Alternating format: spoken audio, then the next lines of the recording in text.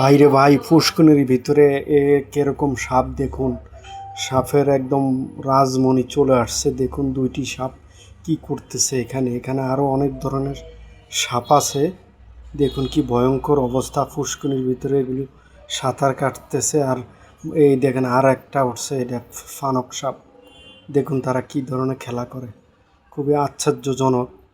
দেখুন কি দূর দূরান্ত অবস্থা, খুবই ভয়ঙ্কর অবস্থা। এইটা অন্যরকম। দেখেন দূরে যাচ্ছে, একসাথে না, নিজ নিজ মতো। পানিও নড়তেছে, সবকিছু একসাথে। এইটা অদ্ভুত। এইটা দেখেন, একটার উপর দিয়ে আরেকটা গেল। এইটা বিরল, কেউ কিছু বলতেছে না, সবাই শুধু দেখতেছে, কারণ কেউ বুঝতেছে না। দেখেন ধীরে ধীরে হারিয়ে যাচ্ছে, যেন কিছুই হয়নি। কিন্তু এইটা সাধারণ না, আবার শুরু।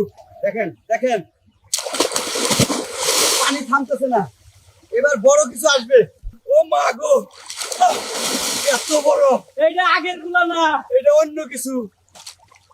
আরেকটা উঠলো, একটা সাদা ও একটা কালা।